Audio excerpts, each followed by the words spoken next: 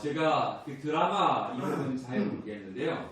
그 인기 탤런트 김상중 씨가 극 중에서 이런 대사를 하는 내용이 기억이 납니다.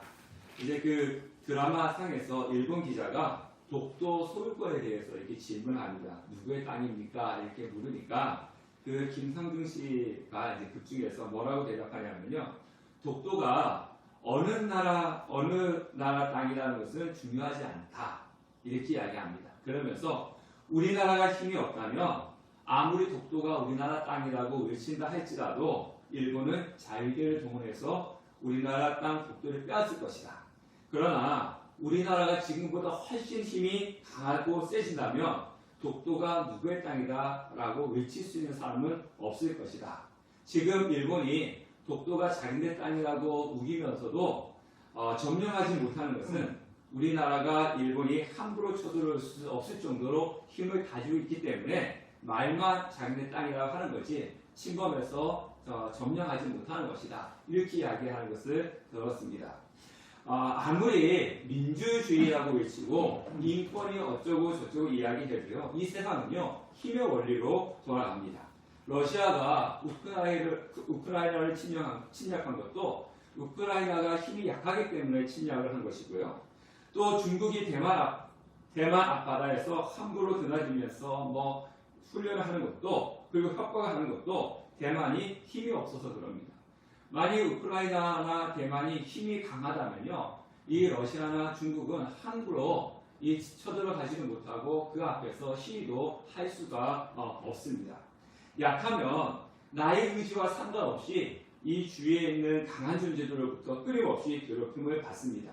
그래서 우리는 늘 강해져야 되는 겁니다. 사람은 강하기 위해서 노력을 하죠. 몸이 약한 사람들은 강하기 위해서 뭐합니까?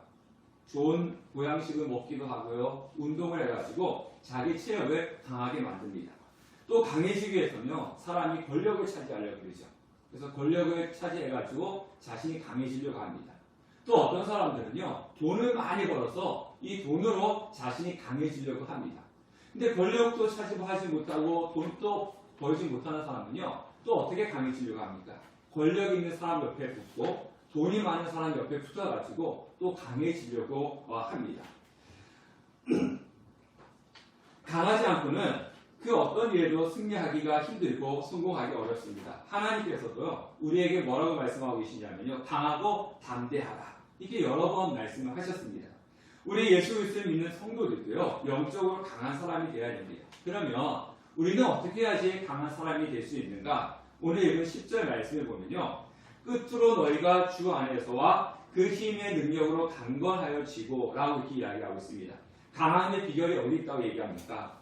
강함의 비결이 주 안에서와 그 힘의 능력이다. 이렇게 말씀을 하고 있습니다. 우리가 강한 성도가 될 수 있는 방법은 오직 하나입니다. 주의 능력으로 강해지는 것입니다. 세상은 권력으로 강해지고 세상은 돈으로 강해지려고 하지만 성도는 하나님 안에서 성령의 능력으로 강해지는 겁니다. 그래서 사도 바울이 뭐라 그랬냐면요. 내게 능력 주시는 자 안에서 내가 모든 것을 할 수 있느니라. 이렇게 이야기를 했습니다. 내게 능력 주시는 자는 누구냐면 성령님이십니다. 성령님께서 우리에게 능력을 주시기 때문에 우리는 강해질 수 있다는 겁니다. 성령이 없다면 이 세상에 있는 모든 것을 가지고 있다 할지라도 그 사람은 강한 사람이 될 수가 없습니다. 약할 수밖에 없는 거죠. 우리는 돈도 없습니다. 우리는 권력도 없습니다. 우리는 인기도 없습니다. 그러나 성령께서 능력을 부어주실 때 우리는 그 누구보다도 강해질 수가 있는 것입니다. 우리가 성령의 능력으로 강하면 어떤 역경과 핍박과 환란이 있다 할지라도 이겨낼 수가 있는 것입니다. 우리의 환경이 어렵다 하든지 간에 내가 누구를 만나든지 하나님께서 주시는 성령의 능력으로 강건해서 모든 상황을 이겨내시는 성도님 되시기를 주님의 이름으로 축원합니다.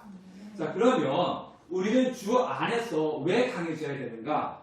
오늘 11절 말씀을 보면 이렇게 말씀하고 있습니다. 다 같이 한번 읽어보겠습니다. 시작. 마귀의 관계를 능히 대적하기 위하여 하나님의 정신 갑주를 이루라. 왜 우리가 주 안에서 강해져야 되느냐? 마귀의 관계를 대적하기 위해서 강해져야 된다는 겁니다. 여러분, 레온 트로츠키라고 하는 사람이 있는데요. 자, 이 사람은 레온 다비도비치 트로츠키라고 하는 이름을 가지고 있습니다. 이 사람은 옛날 구소련 연방의 해군 군사위원이었고요. 외교관이었고 정치가였고 사상가였습니다. 또 노동운동가였습니다. 또한 그는요 볼셰비키 혁명가였고 마르크스주의 이론가였어 그의 사상을 가지고 트로츠키 사상이다, 트로츠키주의다 이렇게 이야기합니다. 유명한 사람이라는 거죠. 근데 그 사람이 어떤 말을 했냐면요 이런 말을 했습니다. You may not be interested in war, but war is interested in you. 이게 무슨 말이겠습니까? 나는 전쟁에 관심이 없지만 전쟁은 나에게 관심이 있다. 이거예요. 나는 전쟁에 관심이 없어. 그렇지만 전쟁은 나한테 관심이 있다는 거예요. 쉽게 얘기하면 이겁니다. 나는 평화주의자야. 나는 싸움을 싫어해. 나는 전쟁을 싫어해. 그래서 나는 싸우지 않을 거야. 라고 이야기한다 해서 그 사람이 바라는 대로 싸움이 일어나지 않는다. 그 사람이 바라는 대로 자신이 싸움에 참여하지 않는다. 이것이 아니라는 것입니다. 내가 연약하면 주위에 있는 사람들이 나를 함부로 대하고 괴롭히고 싸움을 걸어온다는 거예요. 그래서 나는 싸움이 싫어. 나는 평화주의자야. 그런다 할지라도 내가 약하면 주위에서 싸움을 걸어오기 때문에 싸울 수밖에 없다는 거예요. 이 세상은. 그런데 하지만 내가 강하다면 그 누구도 함부로 나에게 싸움을 걸어오지 않는다는 것입니다. 이것이 이 세상을 살아가는 사람들의 모습입니다. 마귀라고 하는 존재는요. 나는 너와 싸우기 싫다라고 한다고 해가지고 마귀가 그래 너 나하고 싸우기 싫지? 그러니까 나는 너한테 싸움 걸지 않을게 이러면서 넘어가지 않는다는 거예요. 끊임없이 마귀는 우리를 넘어뜨리기 위해서 싸움을 걸어오고 있습니다. 그래서 우리는 지금 영적인 전투를 하고 있는 것입니다. 영과 육이 싸우고 있고요. 세상과 믿음이 싸우고 있고 보이지 않는 사단은 매일 우리와 싸우고 있는 것입니다. 그래서 우리는 이 싸움에서 갈등하기도 하고요. 낙심하기도 하고 지치고 넘어지기도 합니다. 심지어 믿음의 사도 바울이 뭐라고 했냐면요. 오라 나는 공고한 사람이로다. 나는 근심 있고 힘들고 어려운 사람이라는 거예요. 왜냐하면 이 사망의 몸에서 누가 나를 건져내라. 무슨 얘기입니까? 이 영육의 싸움이 계속 일어나고 있기 때문에 매일매일 같이 싸우는 것이 너무 힘들고 어렵다는 거예요. 그래서 이 매일 싸우는 영적인 전투에서 누가 나를 건져낼 수 있느냐? 이렇게 지금 탄식을 하고 있었습니다.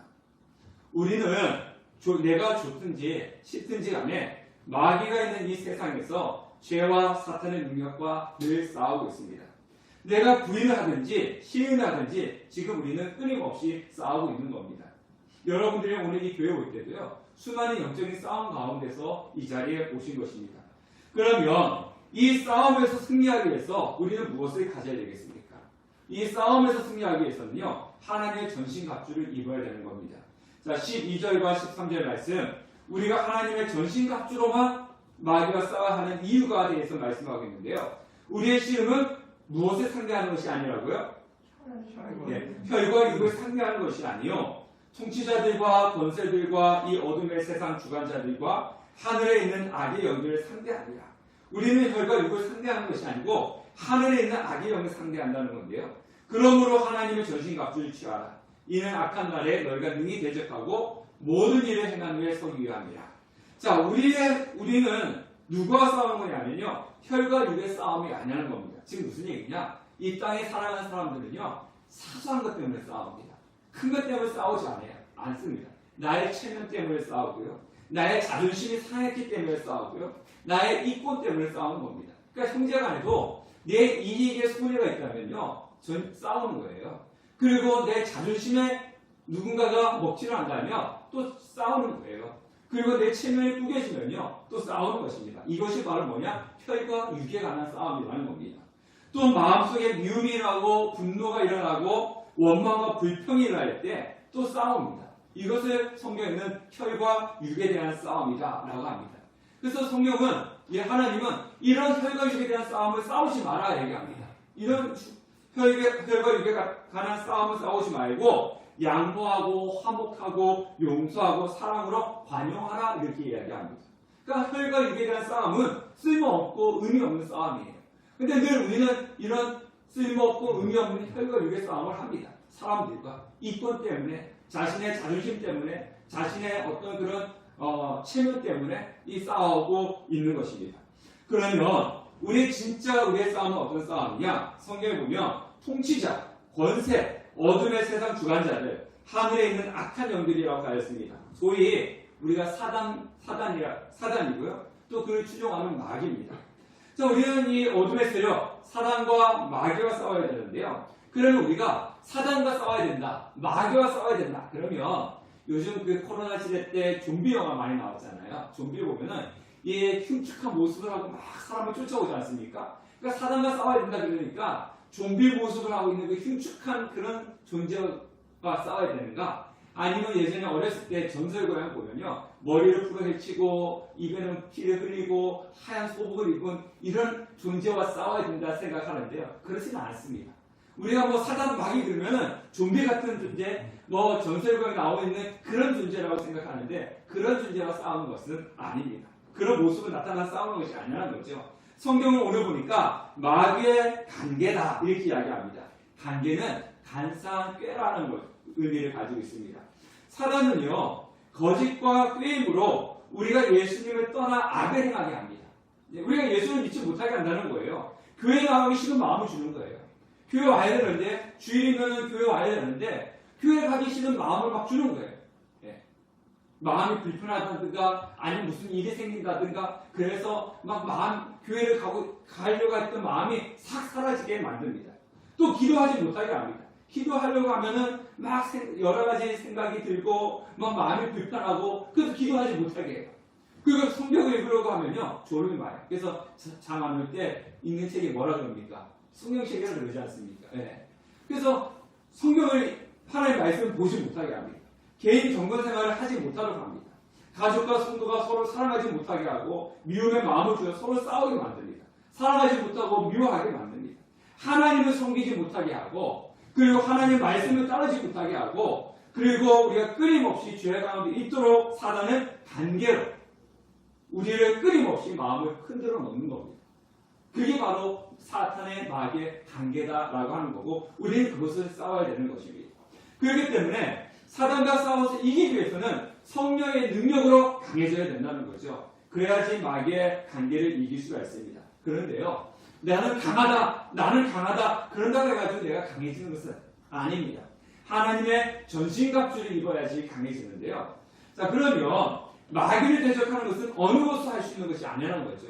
혈과 육에 대한 것은 내가 뭐 무술을 배워갖고 주먹으로 싸워서 이길 수도 있는 거고요. 말을 잘해서 말로 싸울 수도 있는 거고요. 아니면 무슨 권력을 통해 가지고 싸워서 이길 수도 있는데 이 마귀라고 하는 존재는요 그런 것으로 싸울 수 있는 것이 아닙니다. 오직 하나님의 전신갑주로만 대적이 가능한 것입니다. 왜냐? 마귀는 영적인 존재이기 때문에 그렇습니다.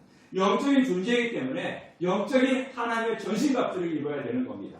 자, 13절부터 17절 말씀을 보면요, 하나님의 전신갑주를 해가지고 보면 진리의 허리띠가 나오고요, 의의 호신병이 나오고요, 평안의 복음의 신이 나오고요, 믿음의 방패가 있고 구원의 투구가 있고 성령의 검이 있습니다. 자, 이거는 나중에 제가 따로 설교를 할 시간을 갖도록 하겠습니다. 근데 이게 또 전신갑주라고 하니까 우리가 이렇게 몸에 입어야 되는 걸로 생각하시는 분들이 있는데요, 이거는 눈에 보이는 그런 전신갑주는 아닙니다.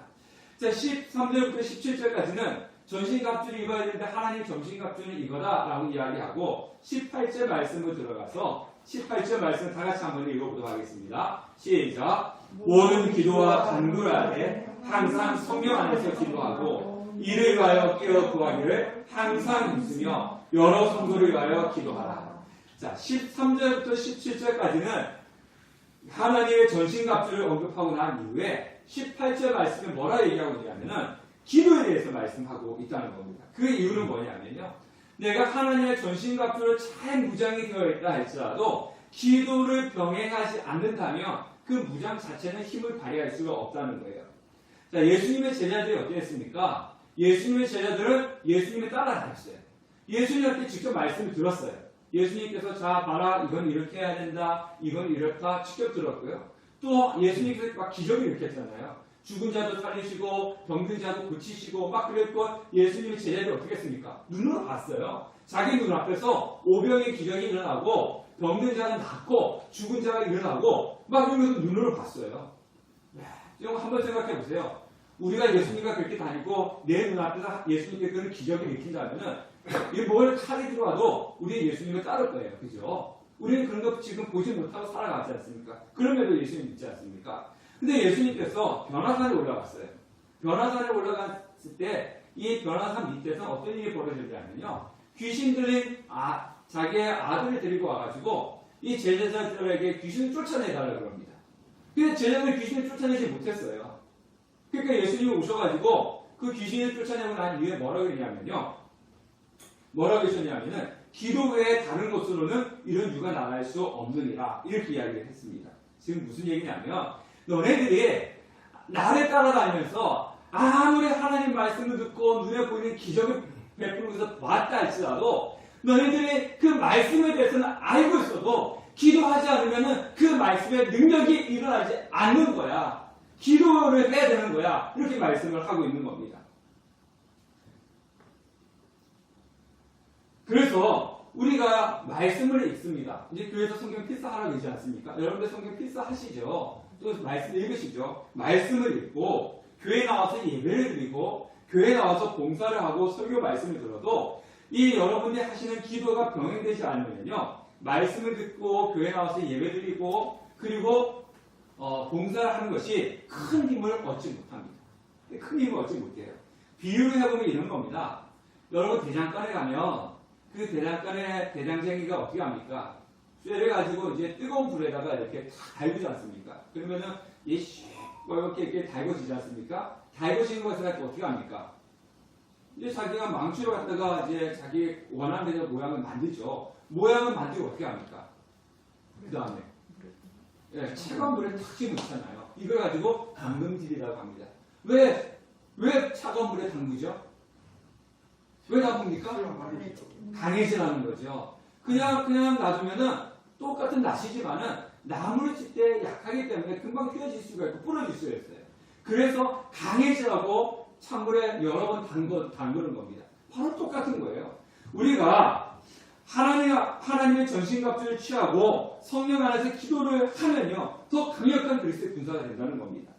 근데 말씀을 열심히 읽습니다. 그런데 기도하지 않아요. 교회에 나와서 열심히 봉사를 하지만 기도하지 않습니다. 예배를 열심히 드리는데 기도하지 않으면 성도의 모양을 취할 수가 있어요. 그런데 연약한 전신갑주를 입은 것과 똑같다는 것입니다. 이 전신갑주는 어떤 겁니까? 우리가 장수들이 이 전신갑주를 입고 나가면요. 왜 갑주를 입습니까? 무거운데. 네? 그냥 이렇게 가벼운 옷을 입고 나가서 싸우면 좋은데 왜 여기 무거운 갑주를 입고 나갑니까? 저서 칼로 갖다가 했을 때 이 갑주가 내 몸을 보호해주는 거고 저서 활을 쐈을 때 내 몸을 보호해주는 거지 않습니까? 근데 이 전신갑주가 그냥 이 옷처럼 약하다면 그냥 저서 칼로 하다 보면 그냥 힘없이 잘려나가고 활을 쏘면 막아주지 못한다면 이 갑주를 입을 필요가 없는 거예요. 네, 입을 필요가 없는 거지 않습니까? 똑같습니다.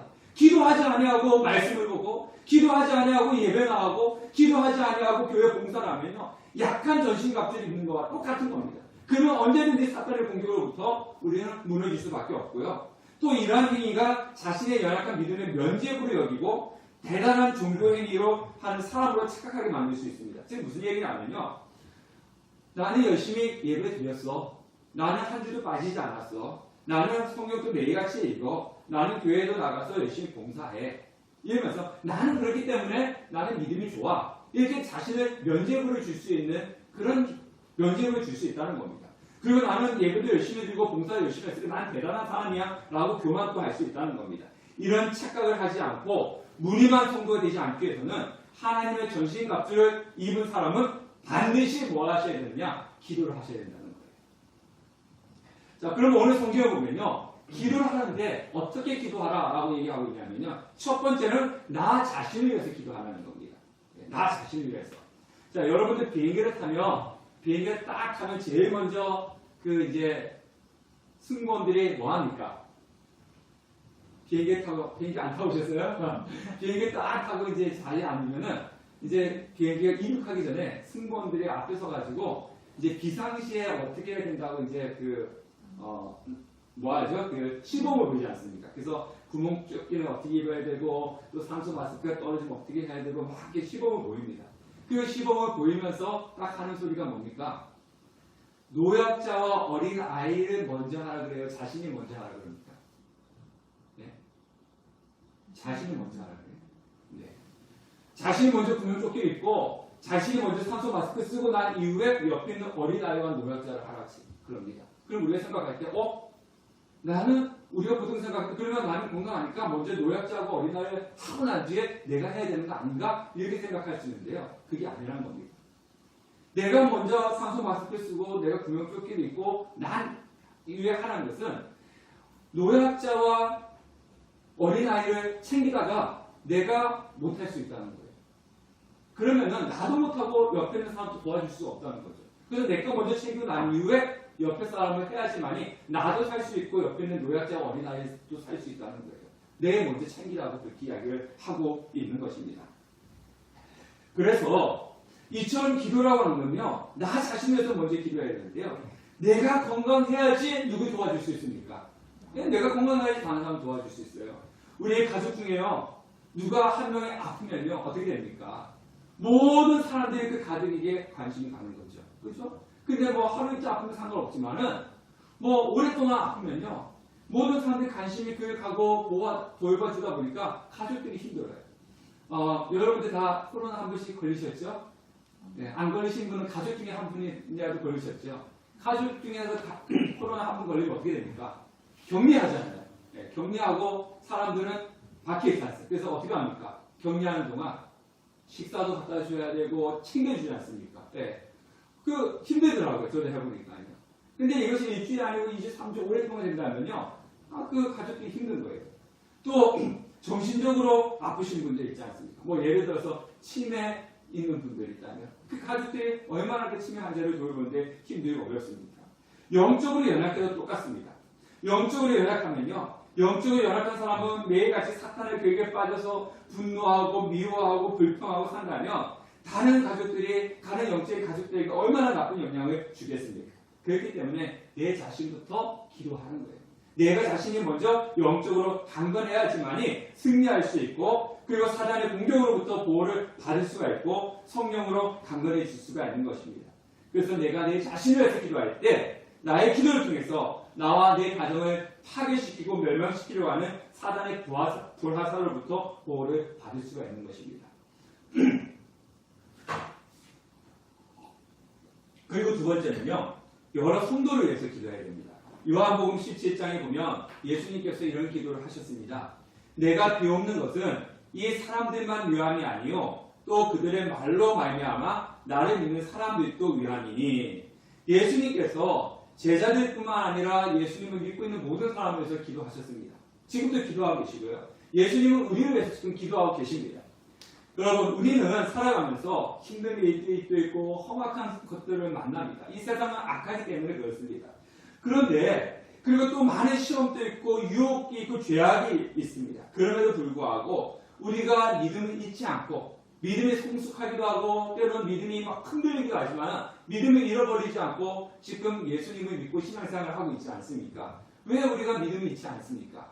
내가 믿음이 좋아서요? 여러분들 믿음 생활을 잘해서 믿음을 잃어버리지 않습니까? 그게 아닙니다. 우리는 믿음이 연약합니다. 저도 믿음이 연약합니다. 여러분들도 믿음이 연약합니다. 믿음이 연약하니까 세상 속에서 수도 없이 나의 마음이 요동치는 거예요. 쉽게 분노하고 쉽게 싸우고 또 한 번 잠깐 교회 열심히 신앙생활하다가 또 시험이 들기도 하고 그런 일들을 우리는 수도 없이 겪습니다. 그런데 결론은 뭐냐? 믿음을 잃어버리지 않는다는 겁니다. 그 이유는 뭐냐면 예수님께서 우리를 위해서 기도하고 계시기 때문이라는 거예요.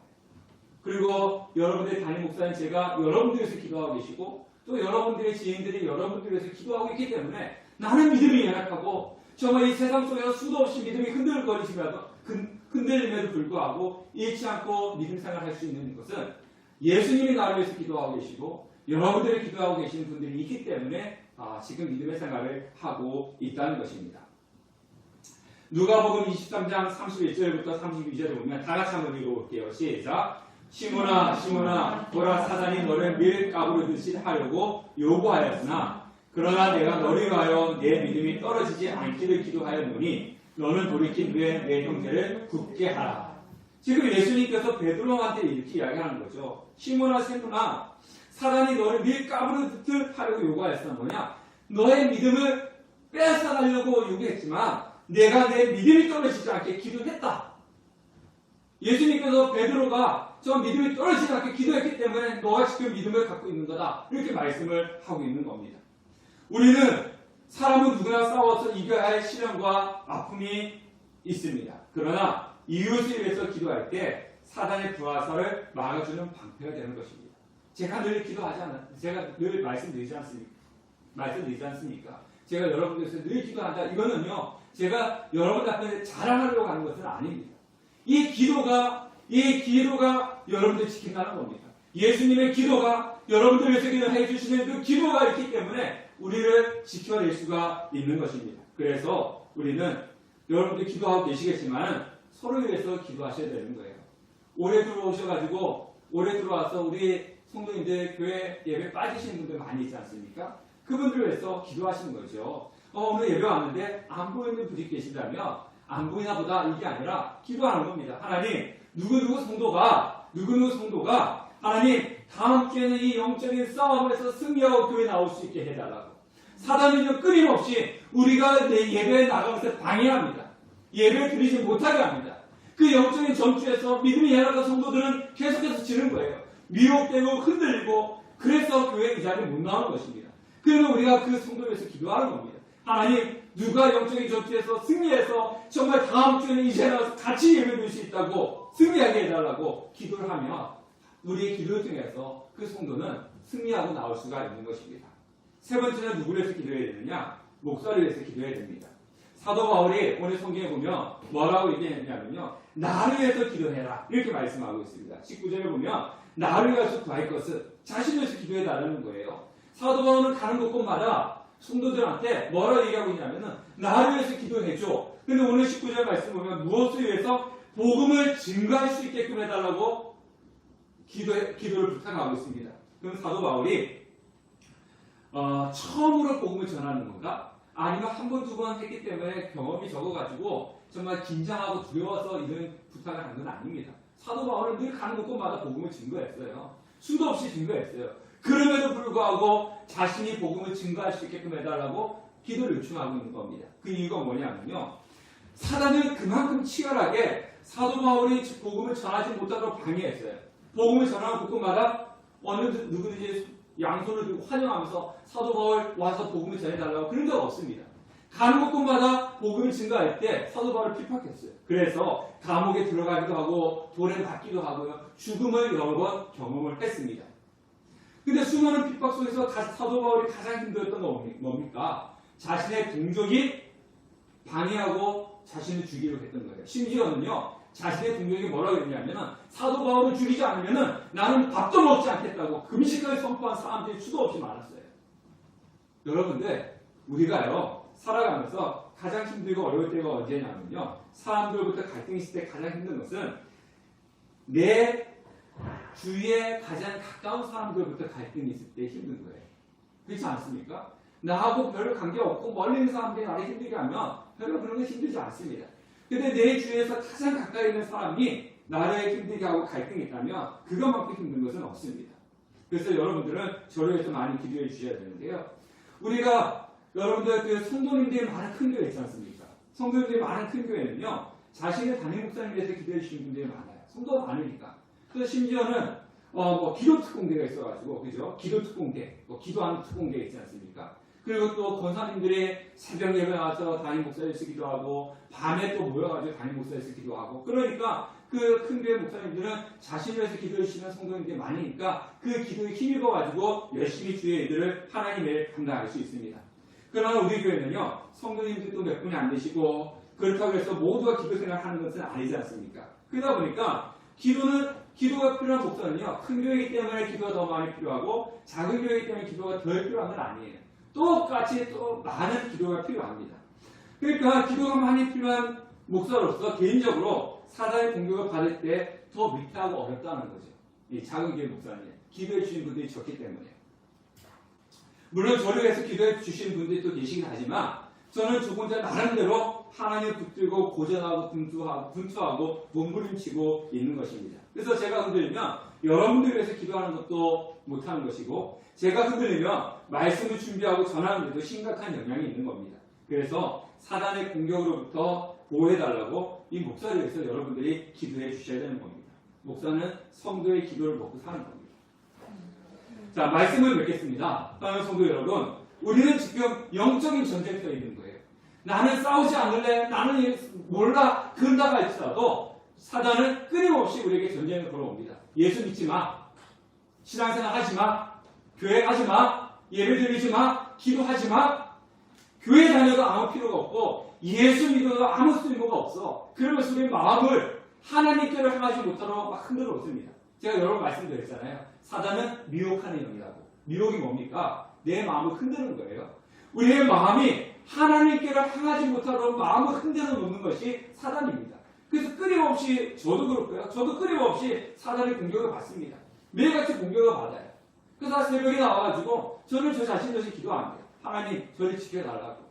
끊임없이 저도 하나님을 향하지 못하도록 제 마음을 흔듭니다. 사단은요. 여러분들도 마찬가지고요. 나는 싸움 싫어한다 할지라도 우리는 나의 의지와 상관없이 싸움을 하면서 지금 살아가고 있습니다. 그런데 우리의 대적은 혈과 육이 아니라는 거예요. 내 옆에 있는 사람이 내 싸움의 대상자가 아니고 같이 살고 있는 사람이 내 싸움의 대상자가 아니고 내 자존심이 내 싸움의 대상자가 아니고 나의 이권의 싸움의 대상자가 아니라는 겁니다. 이건 혈과 육에 관한 거예요. 아무런 의미가 없습니다. 우리는 세상의 공중 잡은 사단과 싸우는 것입니다. 그러므로 사단의 죄에게 간사한 유혹을 물리쳐야 되는 것인데 그 물리칠 수 있는 방법은 바로 하나님의 전신갑주를 입어야 되고 날마다 기도를 하셔야 되는 겁니다. 그래야지만이 우리는 영적으로 강한 성도가 될 수가 있는 것이고 끊임없이 우리를 공격하는 사단의 공격으로부터 싸워서 승리할 수가 있는 것입니다. 사단은 지금 또 굶주린 사자처럼 우리를 넘어뜨리기 위해서 싸움을 거르고 있습니다. 간사하게 우리의 마음을 요동치게 만들어 예배 자리에 오지 못하게 하고 기도하지 못하게 하고 교회에 관심을 가지지 못하게 하고 그리고 마음속에 있는 죄악을 흔들어서 미워하게 하고 다투게 하고 그리고 불평과 불만이 일어나게끔 만듭니다. 이럴 때 우리는 하나님의 전신갑주를 입으셔야 됩니다. 그리고 그 전신갑주를 입고 기도하셔야 되는 것입니다. 그래서 영적인 싸움에서 승리할 때 우리는 하나님 앞에 한 걸음 더 나아갈 수가 있는 것입니다. 예수님은 끊임없이 우리 위해서 기도하고 간구하고 계십니다. 그 기도를 힘입어서 성령으로 정신갑주로 무장해서 늘 삶 속에서 영적으로 승리해 나가는 우리 함께하는 교회 성도님 되시기를 주님의 이름으로 축원합니다. 기도하겠습니다.